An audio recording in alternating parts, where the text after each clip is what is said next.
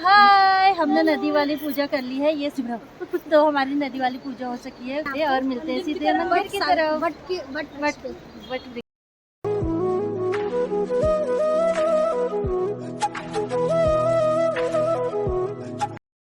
So hello family, हाय, कैसे हैं आप सब लोग। आई होप कि आप सब बढ़िया होंगे। मैं भी एकदम मस्त हूँ। तो कर लेते हैं ब्लॉग की स्टार्टिंग करने से पहले आप सभी बहनों को, जितनी भी विवाहित महिलाएं हैं उनको वट सावित्री की व्रत की हार्दिक शुभकामनाएं। मेरा भी आज व्रत है, तभी मैं साड़ी वाड़ी से तैयार हो रखी हूँ। मैंने घर पे दिया बत्ती कर ली है। अब हम जाएंगे जहाँ बट वृक्ष है। तो हर साल हम वहीं पूजा करते हैं, जहाँ बट वृक्ष है वहीं पूजा करते हैं। इस साल भी हम वहीं पूजा कर रहे हैं। हम 4-5 महिलाएं, और मंदिर में तो बहुत सारी महिलाएं आती हैं। और ये जो वट वृक्ष का व्रत होता है, ये आपने सुना होगा, सावित्री और सत्यवान की कथा सुनी होगी, उसी से रिलेटेड होता है। हमारे हिंदू धर्म में आता है ये। तो इसको मैं हर साल व्रत करती हूँ और इस साल भी कर रही हूँ। तो जैसे कि आप देख रहे होंगे, इसमें पूरा 16 श्रृंगार किया जाता है। जैसे मैंने चूड़ियाँ, माला, नथ भी पहनते हैं। बट अभी नथ जब मैंने फर्स्ट व्रत किया था तब पहना था। अभी नोज रिंग, अभी मांग टीका लगाऊंगी और कान के वाले, मतलब जो भी पहन सके, बट 16 श्रृंगार करना होता है। तो मैंने, और इसमें भोग, चने का भोग लगता है, जो मैंने कल रात को भिगा दिए थे। तो हम पहुंच गए हैं नदी। इन्होंने तो नथ वथ डाले, मैं तो नहीं डाली, मेरी नथ यहाँ थी। नथ करते हैं, सभी माँ की पूजा करते हैं, फिर मिलते हैं। ये सब पिछड़ा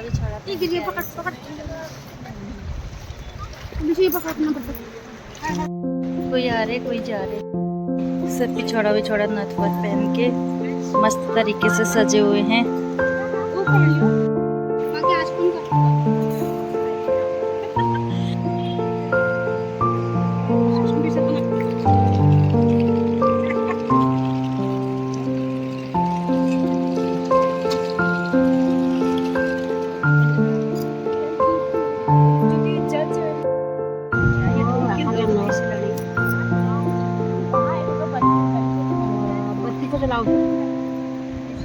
मंदिर का सब देते सो हाय, हमने नदी वाली पूजा कर ली है। ये सब मेरे चाची लोग हैं और ये मेरी ननद है। नदी वाली पूजा हो सकी है। सब पूजा करने वाले थे तो वीडियो नहीं बनाई, कैसे करते हैं करके। और इसलिए मैंने, देखो, चाची को दे रखी है अपनी थाली। वीडियो के चक्कर में चाची के हाथ कांप रहे। तो अब मंदिर में जाते हैं, नदी वाली पूजा खत्म होगी। तो चलते सीधे और मिलते हैं सीधे मंदिर की तरफ। वट वृक्ष पे मिलते हैं। हम नदी से ऊपर आ गए हैं और इतनी चढ़ाई, सीधी चढ़ाई एकदम, इतनी थकान। मैंने अपने चाची को दे रखी है, पीछे वाली चाची को। और इतना सामान सब नदी लेके गए थे। अब नदी से वापस आ रहे। देखो ये कैसे आ रहे ऊपर को। तो मंदिर में भीड़ लगी हुई है, हम भी चलते हैं मंदिर की ओर। ये देखिए, और हम पीछे से, मेकअप तहस नहस हो गया। तो चलते हैं सीधे। तो हम पहुंच चुके हैं मंदिर में। देखिए सब पूजा वूजा कर रहे हैं। यहाँ पे वट वृक्ष, पीपल का वृक्ष और वट वृक्ष दोनों साथ में है, तो दोनों की परिक्रमा कर रहे हैं लोग। और हम भी पहुंच चुके हैं। ये है रहा मंदिर और पंडित लोग भी आए हुए हैं। तो हम भी अपनी पूजा करते हैं, स्टार्ट करते हैं पूजा। देखिए सब सज धज के आए हैं। हम आपको बैक कैमरे से दिखाते हैं। सब अच्छे सज के सुंदर से बन के आए हैं। ऐसे इसकी परिक्रमा करी जाती है।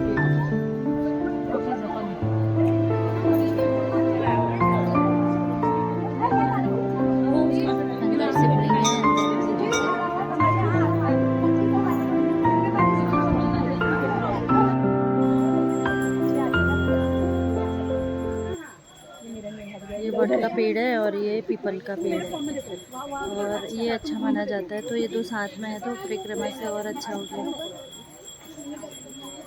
ये है वट वाला और ये है पीपल वाला।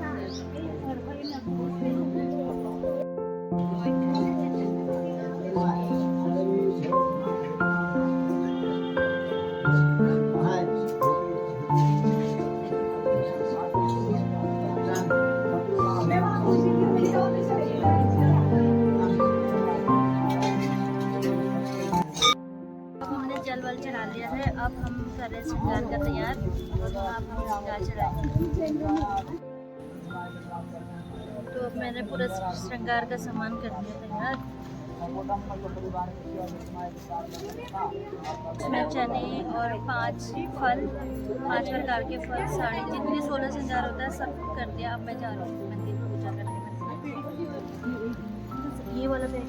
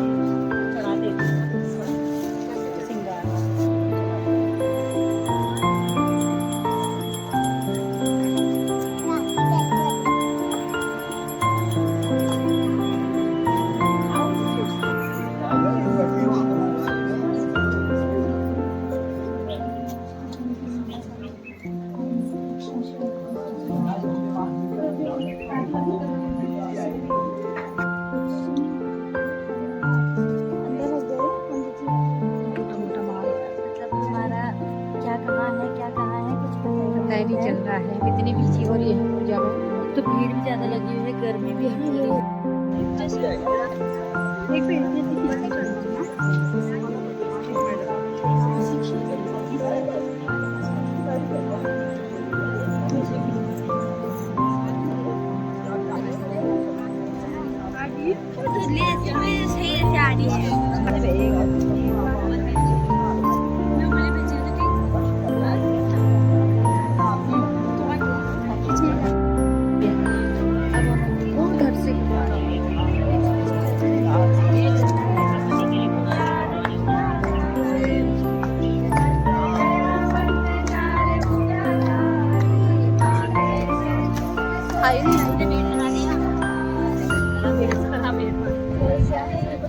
लगाते हैं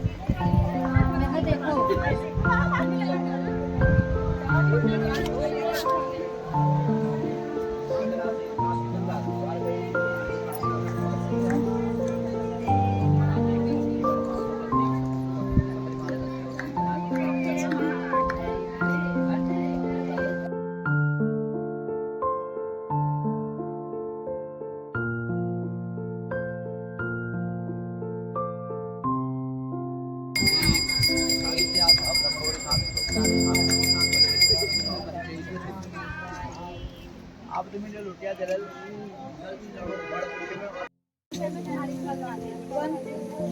मेरा फोन जा रहा है, ये खा जा रहे थे, मैं दो ब्रांड वाले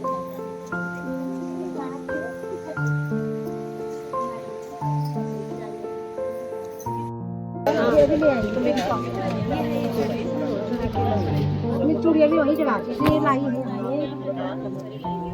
मैंने थोड़ा वहाँ चढ़ाई।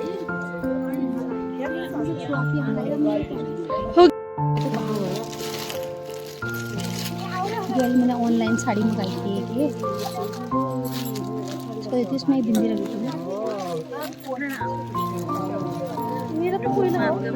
आजा दीक्षित यहाँ पे ओनर ये किसी ने नहीं लगाया बोल अब हमारी पूजा कंप्लीट है, अब हम नहीं कर रहे। तो बशेरे कंची वाली दीरानी को ही मिलती है ये तो ही सही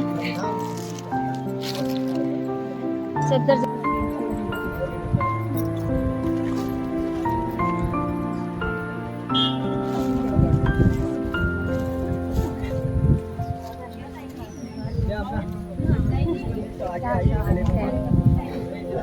कथा कर रहे हैं। यहाँ पर यहीं आ जाओ।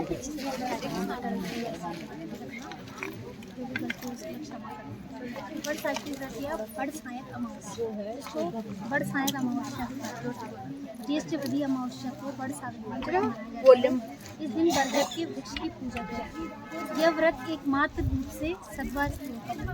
इसे न तो पुरुष और न विधवा या कुमारी कन्याएं नहीं मानती। यह सौभाग्यवती हिंदू स्त्रियों में एकमात्र रूप से अत्यंत लोकप्रिय व्रत है। मान्यता है कि इस व्रत को मनाने से पति की अकाल मृत्यु नहीं होती है, स्त्री को वैधव्य योग का निवारण होता है, सुख सौभाग्य और धन धान्य की प्राप्ति के साथ ही पति सुख भी प्राप्त होता है। वट सावित्री व्रत के दिन सद्वा हिंदू स्त्री पूरे दिन यह व्रत करती है। व्रत का विधानानुसार पूजन किए बिना जल भी नहीं ग्रहण करती। इस व्रत के संबंध में सावित्री सत्यवान की कथा प्रसिद्ध है। विवाहित महिलाएं प्रातः काल स्नान कर नवीन वस्त्र या शुद्ध नए वस्त्र आभूषण इत्यादि धारण कर सर्वप्रथम पूजा की सामग्री तैयार करती हैं। वट सावित्री या वट सावित्री कथा। अब हम कथा प्रारंभ करने जा रहे हैं। संकल्प और चने लेने प्राचीन काल की बात है। मध्य देश में अश्वपति नाम के परम ज्ञानी राजा थे। उनकी दीर्घ काल तक संतान न होने के कारण दुखी हुए राजा ने अपने राज्य के सब विद्वान ज्योतिषी ब्राह्मण पुरोहित फिर सत्य को छिपाना नहीं आपको बता ही देगा। आपके एक अत्यंत रूपवान बुद्धिमान धर्म परायण कन्या उत्पन्न होगी। इसके अतिरिक्त वो भी अपने विवाह के 1 वर्ष बाद विधवा हो जाए। यह विधि का विधान है। ज्योतिषों की भविष्यवाणी सुनकर राजा बहुत दुखी हुए। वे कन्या और अपने राज्य की भविष्य चिंता में बहुत दुखी हो गए। कालांतर में राजा के एक कन्या उत्पन्न हुई। वह समयानुसार बचपन व्यतीत कर युवा हुई और विवाह योग्य आयु की हो गई। राजा अपनी कन्या की विवाह का परिणाम सोचकर भी दुखी हो गए। सावित्री ने अपने अनुचरों द्वारा उस युवक को बुलवा भेजा। सावित्री द्वारा बुलाए जाने पर सत्यवान उसके पास आ पहुंचे। सावित्री द्वारा परिचय पूछे जाने पर सत्यवान ने कहा, हे राजकुमार, उसकी कुटिया में वहाँ सत्यवान के अंधे माता पिता ने भी सावित्री को हर तरह से समझाया, पर सावित्री ने अपनी ओर से उन्हें तरह तरह से आसक्त कर विवाह की स्वीकृति प्राप्त करने में सफलता प्राप्त कर ली। सत्यवान ने भी विवाह के लिए स्वीकृति दे दी। सत्यवान की कुटिया से लौटकर सावित्री अपने पिता के पास पहुंची और संपूर्ण वृत्तांत बताया। सावित्री अपने पिता से वार्तालाप कर ही रही थी कि उसी समय नारद जी आ पहुंचे। वे बोले, तुमने अपना पति किसे चुना है?